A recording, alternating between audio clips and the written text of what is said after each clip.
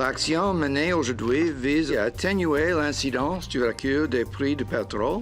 Selon la Banque du Canada, du moins, les problèmes dans notre économie sont passablement plus graves que M. Harper et son gouvernement conservateur n'ont jamais été prêts à admettre. Ce gouvernement n'a pas de plan. Ils ont tout misé sur le prix du pétrole. Ce n'est pas toute l'économie canadienne.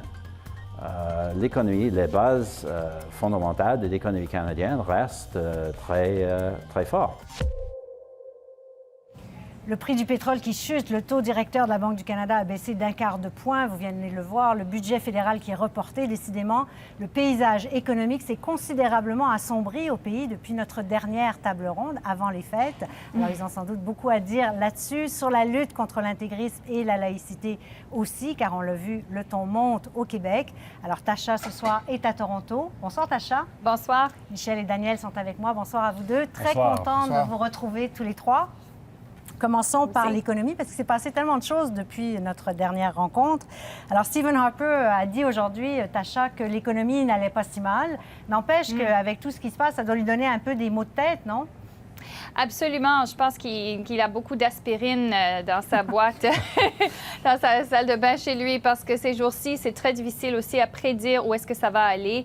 Je pense que le fait que le gouvernement a reporté le budget jusqu'en avril démontre qu'il espère, en tout cas, que le prix du pétrole commence à remonter, que la donne change. Mais c'est aussi possible que ça s'empire. Alors, ça démontre vraiment, je pense, le point où le gouvernement essaie de garder le calme, mais c'est très incertain.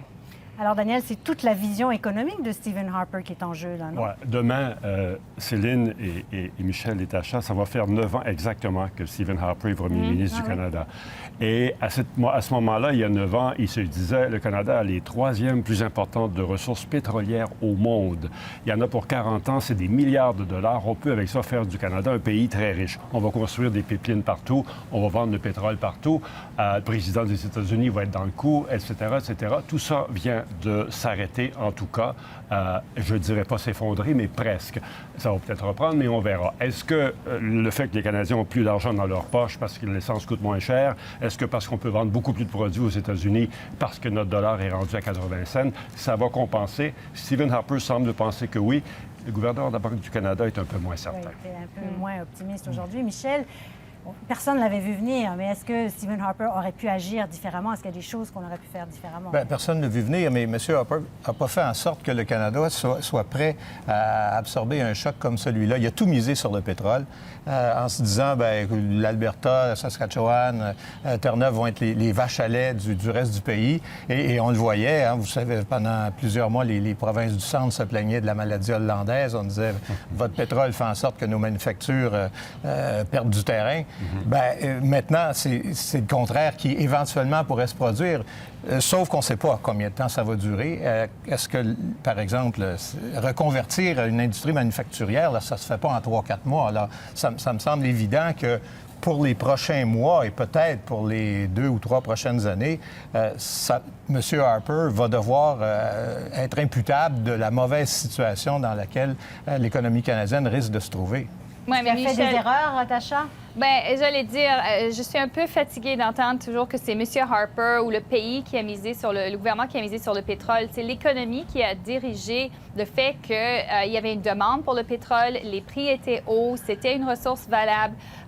Qu'est-ce que le gouvernement aurait dû faire? Est-ce que le gouvernement le gouvernement a baissé les impôts pour toutes les entreprises. Est-ce que le gouvernement aurait dû faire baisser la valeur du dollar pour faire le gouvernement n'était pas compétitif? obligé de dilapider d'avance les revenus dont il aurait peut-être besoin aujourd'hui pour stimuler l'économie. Non, ça, c'est une autre histoire. Ben, ça fait partie de la même histoire. Non, mais le choix que M. Harper a fait pour dépenser le surplus n'a rien à faire avec l'état de l'économie ontarienne, par exemple. Ça, c'est complètement différent, mais les gens associent toujours ces deux choses-là. Ce n'est pas la même chose du tout. Mais là, est-ce qu'ils ne se retrouvent pas quand même dans une drôle de position? Parce qu'ils veulent toujours arriver à l'équilibre budgétaire, mais avec la situation actuelle, est-ce qu'ils vont pouvoir y arriver?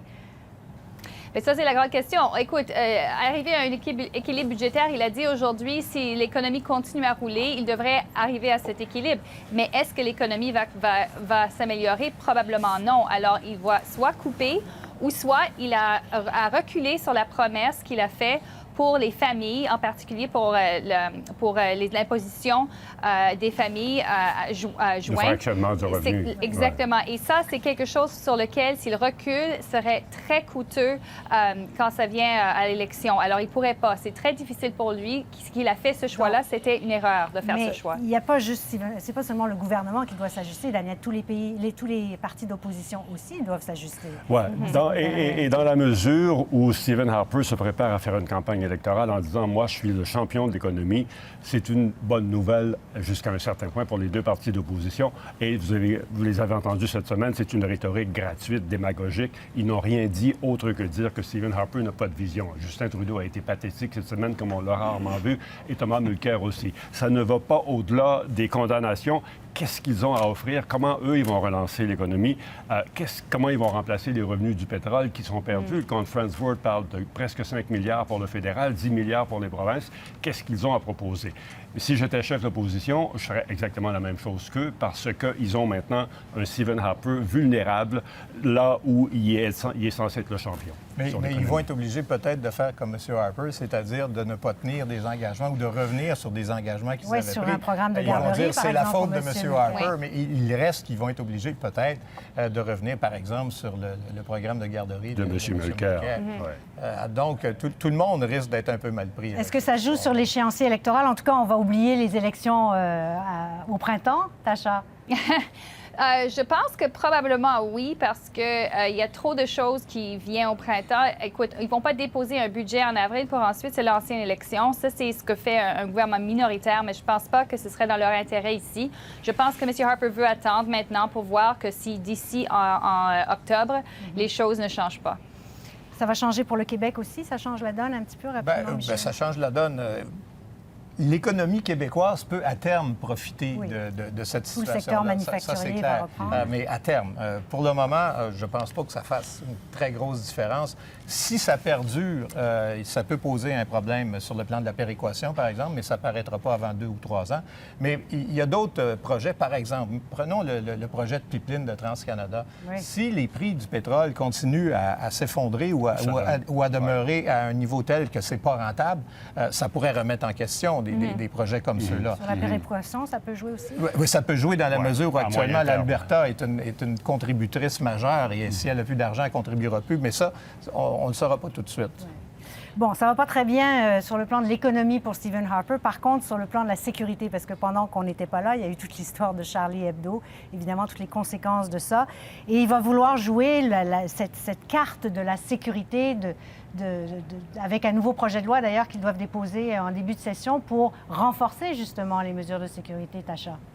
Oui, et il faut se méfier un peu de ce projet. Je pense que la majorité des Canadiens probablement souhaitent qu'on fait un combat très fort contre le terrorisme, mais en même temps, c'est dangereux que si le projet de loi va compromettre les libertés personnelles. Et on voit déjà la possibilité d'avoir l'arrestation qui est plus facile dans les cas où on n'a pas la permission de la Cour de le faire. On a aussi la situation où la police va avoir plus de surveillance, Internet et autres. Alors, ces libertés-là, est-ce qu'on est prêt à les délaisser pour avoir une plus grande sécurité? Je pense que le gouvernement pense que oui, mais ça va susciter un très grand débat. C'est une question qui peut aider Stephen Harper? Oui, moi je pense que ça va être un de ses principaux chevaux de bataille pendant cette campagne électorale. Il y avait un sondage au Québec cette semaine qui disait que 16 de plus de Québécois ont maintenant une perception négative des immigrants. Faites le même sondage dans le reste du Canada et je suis certain que vous allez avoir à peu près le même résultat. Quand vous regardez, vous voyez jour après jour les atrocités de Boko Haram, de l'État islamique, etc., les décapitations. Les gens ont peur, sont insécures. C'est malheureux d'ailleurs, parce qu'il ne faut pas faire l'amalgame. Et que Stephen Harper impose des mesures qui briment jusqu'à un certain point les libertés individuelles, les Canadiens vont l'applaudir, j'en suis certain, et ils vont jouer ça très fort pendant la campagne électorale, à défaut de pouvoir jouer l'économie aussi fort qu'ils auraient voulu la jouer. Oui, il y a cette carte-là de la sécurité. Il y a la carte aussi de ce qui se passe en Irak avec le groupe armé État islamique. Le Canada est impliqué dans cette guerre. Et ça aussi, ça peut l'aider. C'est un peu moins bon pour M. M. Harper. Ce qui s'est passé, M. Harper, finalement, a été pris en flagrant de mensonge ou en tout cas d'inexactitude, à tout le moins, sur le mandat de la mission canadienne. Ça fait un peu penser, d'ailleurs, au Duffy Gate, où là, M. Harper ne savait plus trop comment expliquer les propos qu'il avait tenus, puis c'était pas tout à fait ça. Bien là, c'est exactement la même chose. Écoutez, ces gens-là se font tirer dessus, c'est qu'ils sont quelque part où il y a des gens avec des fusils en face d'eux. Ils nous avaient dit que ça se produirait pas et ça se produit. Mais le gouvernement dit, en fait, ils forment les... Oui, bien, écoutez, moi, je ne pense pas que ça soit désastreux pour M. Harper. D'abord, il n'y a personne qui est mort. C'est pas sur le même niveau. Écoute, si quelqu'un tire sur toi quand tu es dans une situation de guerre, il faut retourner ce feu-là. Bien entendu, mais ces gens-là n'étaient pas supposés être là. C'est ça le problème. C'est ce que monsieur... Mais à partir du moment, évidemment, où on tire dessus, il faut répondre. Et d'autre part, je pense que le climat général d'insécurité que génère Charlie Hebdo, l'État islamique, tout ça fait en sorte que les gens commencent à avoir de plus en plus peur et ils vont être de plus en plus tolérants pour ce genre de choses-là et pour les atteintes à la vie privée qui pourraient résulter d'un renforcement des pouvoirs des forces de sécurité. Évidemment, au Québec, tout ça, ce climat, ce qui s'est passé en France, ce qui se passe ailleurs, tout ça a relancé le débat sur l'intégrisme religieux, sur la laïcité.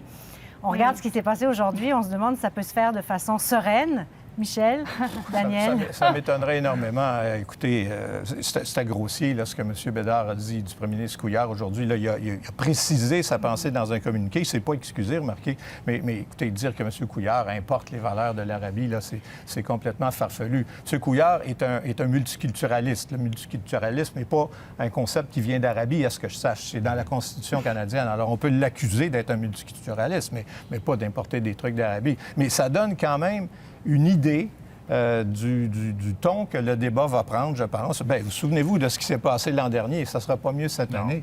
Et ça va être encore pire dans la mesure... On reprend exactement où on avait laissé avant l'élection. Et ça risque d'être encore pire dans la mesure où là, le PQ cherche désespérément quelque chose pour accrocher mais Philippe Couillard a quand même promis de légiférer sur il a promis la de neutralité légiférer religieuse. et on sent qu'il n'a pas envie de légiférer là-dessus. On sent que ça l'emmerde royalement. C'est pas le genre de débat qu'il a envie de faire en ce moment. Sauf qu'il n'y aura peut-être pas le choix. C'est le genre de débat qui est important, que toutes les sociétés devront faire. Est-ce qu'il y a un bon moment pour le faire? Non, il n'y a pas de bon moment pour faire un débat difficile. Est-ce que la laïcité, c'est la meilleure solution? Oui, si on pouvait s'entendre que l'État soit complètement laïque et qu'on fasse sa religion à la synagogue, à la mosquée ou à l'église. Mais est-ce que c'est atteignable comme objectif? Je ne le sais pas. Ça ne sera sûrement pas facile d'y arriver. Mais là où moi, je donne raison à Philippe Couillard, c'est que on ne fait pas ce genre de débat-là pendant une course à la direction d'un parti important. Parce qu'on ne sera jamais capable d'avoir le moindre consensus. Tacha, alors, est-ce que c'est un bon temps pour faire ce débat au Québec? Bien, moi, je pense que c'est un faux débat à faire parce que vraiment, ce n'est pas la laïcité comme telle qui est le problème ou la solution. Le problème, c'est le radicalisme islamique. On ne voit pas de radicalisme catholique ou radicalisme bouddhiste ou quoi que ce soit. Les politiciens ont peur de le dire, mais si on veut combattre le radicalisme islamique, c'est pas en imposant la laïcité à tout le monde, à tous les employés qui ne peuvent pas porter des croix ou des kippas ou quoi que ce soit. Il faut prendre les mesures sérieuses contre les terroristes. Il faut prendre aussi coopérer avec la communauté musulmane pour qu'on ne radicalise pas les jeunes ici et ailleurs. Ces choses-là sont importantes, pas le gros faux débat sur créer une charte de la laïcité. Mais entendons-nous, là, il y a les signes religieux, c'est une chose et on peut avoir un débat là-dessus. Mais légiférer pour encadrer les accommodements, je pense que c'est quelque chose d'extrêmement utile et ça peut contribuer à diminuer l'espèce de phobie de l'intégrisme qu'il y a actuellement. Les accommodements de quoi? C'est ça, Michel. Il faut dire, la vérité, c'est que c'est accommoder une certaine perspective radicale islamiste et il y a plein d'islamistes, la vaste majorité qui ne sont pas radicales comme cela. Et il faut dire que c'est le petit groupe qui est visé et ces mesures-là qui doivent être prises. On ne va pas refaire le débat ici. Le mot de la fin, Daniel, quelques secondes. Le mot de la fin, c'est que ce débat-là, on va pouvoir le refaire presque à tous les panels d'ici les prochains mois. J'espère que non. On espère que non. Merci beaucoup à vous trois. Très heureuse de vous retrouver. Merci. Bye-bye. Et dimanche à 11h, aux coulisses du pouvoir, Emmanuel Latraverse nous parlera de la reprise des travaux à Ottawa et des défis du Parti libéral avec le député Dominique Leblanc.